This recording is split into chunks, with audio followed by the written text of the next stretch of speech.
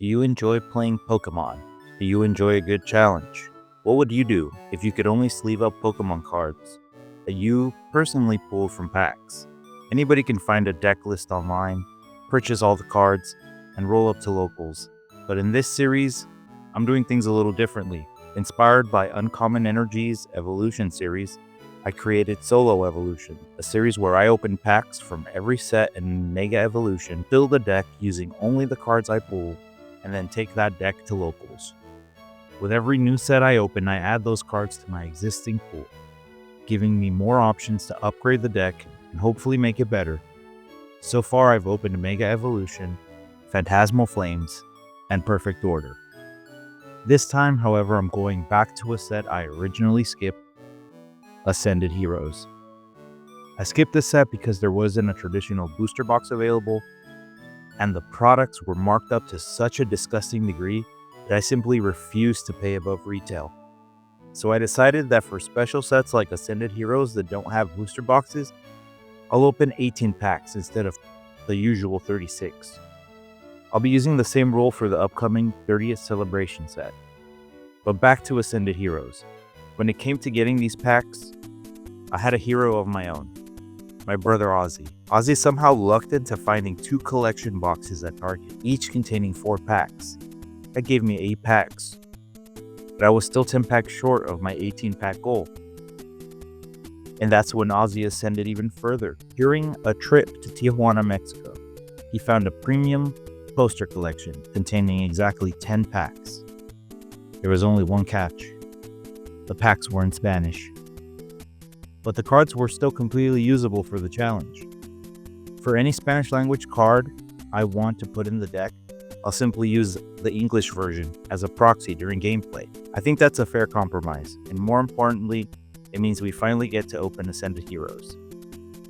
Let's see what we pull. Before we get into the packs, I want to quickly plug the final tournament of the Cartels and Collectibles GLC Summer Series. Tournament 4 is happening September 5th at Cartels and Collectibles in Inglewood, California. Connor still sits at the top of the cumulative leaderboard, but this thing is definitely not over. Depending on the turnout and whether we get a top cut, there are enough points available that it's still anybody's mat to win. The overall series champion takes home a custom playmat. The winner of Tournament 4 gets a booster box, and everyone who participates will receive a custom promo proxy card. So if you've been thinking about coming out, this is your last chance. Come play some GLC. Maybe walk away as the Summer Series champion.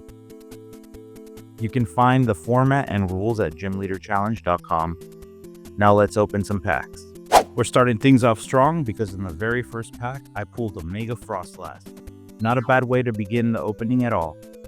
From the English packs, I also pulled several cards that could actually help improve the deck, including Night Stretcher, and then a second copy of Night Stretcher, along with Damp Psyduck, Black Belt's Training, Iris's Fighting Spirit, and Lily's Determination.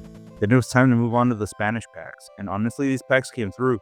We pulled a Petrol, a Prism Energy, Mega Charizard Y, an Illustration Rare Snorunt, and finally Dragapult.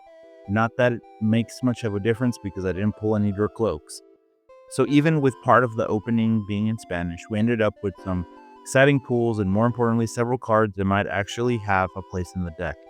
Now it's time to look through everything we open and figure out what upgrades Ascended Heroes can bring to Solo Evolution. After looking through everything I pulled, I actually didn't make too many changes from the deck I played in the last video.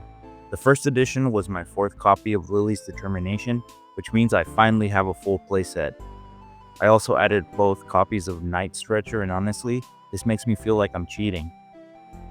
Just having 2 copies of this card in the deck makes it feel like I'm finally playing a real Pokemon deck. Being able to recover either a Pokemon or a basic energy from the discard pile gives the deck so much more flexibility. The final Ascended Heroes card I added was 1 copy of Iris's Fighting Spirit. I dropped the Naveen from Perfect Order to make room for it. Drawing until I have 6 cards can be really strong, especially when my hand is running low. They may not be huge changes, but these upgrades should make the deck more consistent going into the next tournament. I brought the new and upgraded deck to Minaris for their weekly Pokemon League. In round 1, I got paired against Steve, who was playing a Mega Starmie deck with a Dracloak engine. I didn't get to see much of the deck because Steve had a rough start and couldn't find any supporters early on. I'm assuming there was probably some Dragapult and Neo upper energy stuff going on in there, but I can't say for sure. Solrock took the first prize, the Mega Lucario picked up 3 more, while I established a Mega Lopunny on the bench. At that point, Steve scooped, giving me my first win and putting me at 1-0. For round 2, I done goofed and completely forgot to hit record. I played against Cynthia's Garchomp, and if I remember correctly, there was a little back and forth, but I was eventually able to take the win and move to 2-0. Sorry, I don't remember too much else from this game, but I remember winning. In round 3, I got paired against Daniel. If you made it to the end of my last video, you might remember that I was able to judge Daniel early and steal a win against his Dragapult Blaziken deck. Well, Daniel was playing the same deck this time, and he got his revenge. Dragapult did Dragapult things, Daniel controlled the board, kept me from getting anything going, and I got handed my first loss of the night. That put me at 2-1. For the final round, I played against Oscar and his own Edge deck. Last video, Oscar was playing that funny Energy Denial Turtonator Tickaton brew. This time he showed up with a much more polished rogue deck, and admittedly I had no idea what I was getting into. Unfortunately, my camera died during this game, which is a shame because this one got way too close for comfort.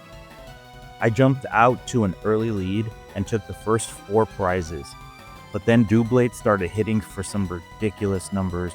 Its attack, Weaponized Sword, does 60 damage for every Own Edge, Doublade, or Aegislash Oscar reveals from his hand. And the crazy part is he doesn't even have to discard them. He just shows you the cards and hits you for a ton of damage. He knocked out one of my Mega Lucario for 3 prizes, which meant he was suddenly just one more 3 prize knockout away from winning the game. Meanwhile, I still needed 2 prizes, and his Doublade was only giving up 1. My hand was pretty small, so I used Lunar Cycle, hoping to find Boss and bring up his Genesect. The best I could find was a Judge, but luckily the disruption paid off. I took 1 prize, and on the following turn, Oscar ended up 1 card short of being able to knock out my second Mega Lucario. That gave me the opening I needed to take my final prize and finish the night at 3-1. That was good enough for second place, which also earned me some additional packs that I'll be opening in the upcoming Chaos Rising video. And as a reminder, any prizing I earn that comes from the Mega Evolution block gets added to my Solo Evolutions card pool. So even when I'm not opening a booster box, the deck can still keep evolving. Hopefully you enjoyed the video. I'm trying out a slightly different format this time, so let me know what you think. Like, comment, subscribe, all that stuff. Thanks for watching, keep it part-time, and I'll see you in the next one.